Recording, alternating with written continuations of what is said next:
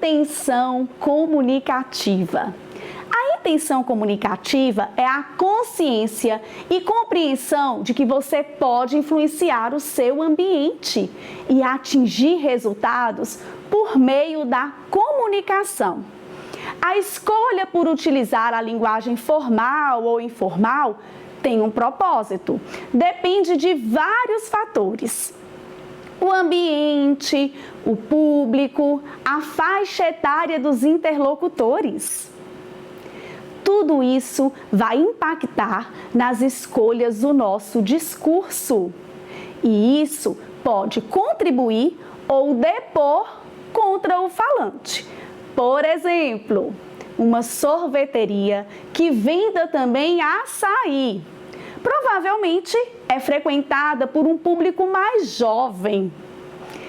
Com isso, os vocábulos dos anúncios, das redes sociais, dos painéis da decoração, o cardápio, todos esses textos podem estar com um tom mais descontraído, mas nem por isso deve ter desvios gramaticais. Outro fator que pode comprometer a imagem profissional de uma pessoa é o uso de palavras chulas, ou seja, palavrões. Isso prejudica a credibilidade e pode passar a imagem de que a pessoa seja fútil. Cuidado quando a relação com o cliente se torna muito próxima e, sem perceber, você começa a ter muita intimidade e acaba fazendo uso desses vocábulos. Deixe essas palavras para o uso com amigos, nos momentos de piadas.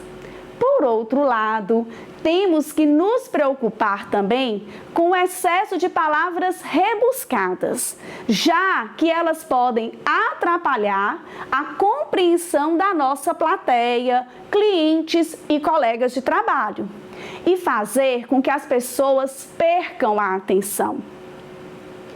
O que realmente importa é transmitir as informações de acordo com o nível de entendimento do nosso interlocutor. Vale lembrar também dos termos técnicos. É bem provável que você desenvolva um trabalho específico ou tenha uma profissão e usa termos próprios desse labor. Caso a sua comunicação seja entre os seus pares, ou seja, as pessoas da mesma área, é ideal que você utilize esse tipo de linguagem para facilitar a comunicação entre vocês e tornar as atividades mais produtivas. Entretanto, ao apresentar algo para pessoas leigas, até mesmo da própria empresa, os termos técnicos não são adequados e forçar a utilização deles pode desencadear uma falha de comunicação. Nossa língua é vasta, a maneira de usá-la também. Procure buscar os momentos mais adequados para cada tipo de linguagem: formal, informal, gírias e jargão. Por exemplo, vamos imaginar uma pessoa. Carlos, ele é advogado, dono de escritório, com vários outros advogados e estagiários subordinados a ele. No escritório e nas audiências, ele usa termos técnicos, como erga omnes, inter partes, transitado em julgado, e ele é compreendido. Nesses ambientes, ele é chamado de Doutor Carlos. Ele chega em casa e é chamado pela esposa de amor, pelos filhos de papai. Quando vai visitar os pais, é chamado de filhinho lindo do meu coração. Aos fins de semana, ele vai jogar futebol. E lá, ele é chamado de Carlão chegado. Viram? É a mesma pessoa, Carlos, mas ele é chamado de Doutor Carlos, amor, papai, filhinho lindo do meu coração e Carlão chegado.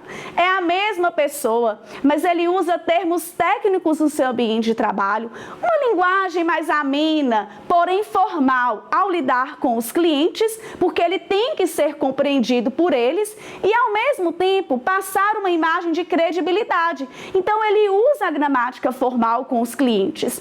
No ambiente familiar e entre os amigos ele relaxa e usa uma linguagem mais informal. É a mesma pessoa e é a mesma língua, mas elas são empregadas de maneiras apropriadas para cada ambiente. E confundir essas relações pode comprometer as relações pessoais e profissionais. E isso também acontece com a gramática. Às vezes, nós temos uma mesma palavra, mas ela possui classes gramaticais e funções sintáticas diferentes. O que vai determinar é o contexto. Vamos entender algumas situações? Eu adoro isso aqui, ó. Essas diferenças de classes de palavras. Diga-me com quem andas e eu te direi quem tu és. Olha aqui. A palavra mal. Mal com L. É contrário de bem. E às vezes é só isso que é passado, né? Para a gente, mal é contrário de bem. Mal com L é contrário de bem. Porém, olha aqui os usos dela, ó. Carlos, eu falei do Carlos, né? Então vamos usá-lo aqui como exemplo várias vezes. Carlos passou mal. Neste caso aqui, Carlos passou mal. Esse mal aqui é advérbio, ok? Por quê? Porque o advérbio, ele se relaciona, ele modifica com adjetivos, com verbos e ele também modifica outros advérbios. Então, Carlos passou mal. Ele é advérbio. Esse mal aqui é advérbio. Nos últimos tempos, o mal da população foi a pandemia. Olha aqui, o mal, tá vendo? Este mal aqui, por outro lado, é um substantivo, fato comprovado pelo artigo. Então, o mal. Então, nós já vimos mal como advérbio e mal como substantivo. Mal cheguei, Carlos saiu. Mal cheguei, Carlos saiu. Neste caso aqui, mal é uma conjunção temporal. Então, assim como Carlos, que era chamado de doutor, e Carlão chegado, papai, amor, filhinho lindo do meu coração, mal pode ser advérbio, substantivo ou uma conjunção temporal. Depende do quê? Do contexto, ok? Vamos analisar outras situações, porque isso também ajuda. Mal com U. Mal com U é contrário de bom, mas ele tem outra classe de palavra, ó. O homem mau cometeu um crime. Mal aqui é adjetivo. Por quê? Porque ele está caracterizando o substantivo, ok? Ah, nossa, era essa palavra tão pequena, mas tão importante e com tantas outras classes de palavras envolvidas. Ah, pode ser algumas classes de palavras, tá? Vamos analisar os contextos. A menina ficou feliz com sua festa de aniversário. Este A aqui é artigo. Por quê? Porque ele está determinando o substantivo menina. Refiro-me a escolhas. Este A aqui é uma preposição e é fácil perceber. Olha só, escolhas está no plural e a está no singular. Então, este A aqui é preposição. Então, nós já vimos a artigo e preposição. Olha aqui, eu vou à Bahia nas próximas férias. Este A aqui, ele está agora craseado, né? Uma crase. Então, ele é artigo e preposição ao mesmo tempo, tá? Vamos lá. Não a convidei para a festa. Não a convidei para a festa. Este A aqui é pronome pessoal oblíquo, PPO, pronome pessoal oblíquo. O que ele está fazendo? Ele está substituindo um substantivo. Então, não a convidei para a festa. Convidei a que cuidava da criança. Este A aqui também é um pronome, mas ele significa aquela. Então, ele é um pronome demonstrativo. Então, a pode ser artigo, preposição, pronome pessoal oblíquo ou pronome demonstrativo. Uma palavra desse tamanho. Pelos exemplos aqui, eu tô achando que eu tô querendo dar uma festa.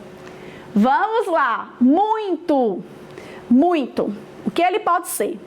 Havia muita gente naquela festa infantil. Eu tô achando que eu tô querendo dar uma festa.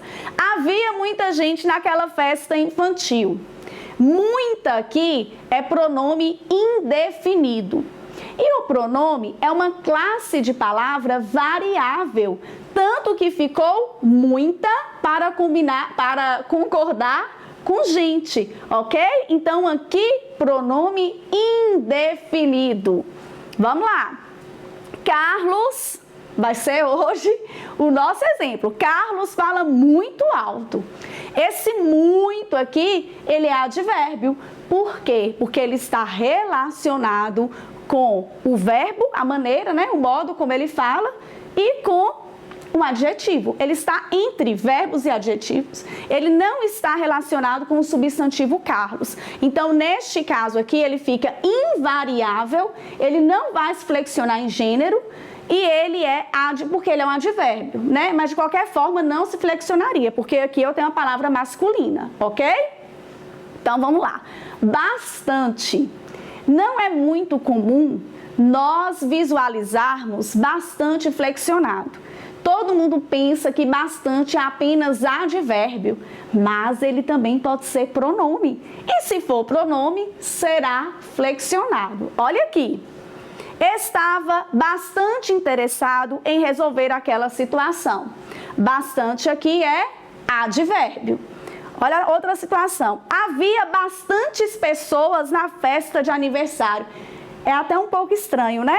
Mas bastantes aqui é pronome, tanto que ele está concordando com pessoas. Ele está se referindo ao substantivo. Advérbio não se refere a substantivo. Como ele está se relacionando com o substantivo, ele é pronome. Vamos embora. Amassando tudo. Meio. Meio é tão importante. Meio. Ela estava meio feliz. Neste caso aqui, meio é advérbio. E eu coloquei ela de propósito, porque ela é feminino. Então, neste caso, ela estava meio feliz, meio triste, meio cansada, meio desanimada. Não vai se flexionar, porque é um advérbio. Eu vejo uma intenção boa em quem flexiona, ela tenta fazer a concordância. Mas quando o meio for advérbio, não vai se flexionar. Então, pode ser ela que vai ficar meio, ok? Porém, meio pode ser de outras classes de palavras também. Então, ó, não encontrou um meio de conseguir mais dinheiro. Então, meio aqui é substantivo, ou seja, não encontrou uma maneira, um modo de conseguir mais dinheiro. Fato comprovado pelo artigo. O artigo, uma das funções do artigo é de substantivar. Então, este meio aqui é substantivo. Encomendou meia dúzia de rosas. Foi para o feminino. Por quê? Porque aqui é numeral. Ou seja, encomendou 6 rosas, metade da dúzia, né? Então, ele pôde se flexionar porque ele é numeral. E numeral flexiona em gênero, ok?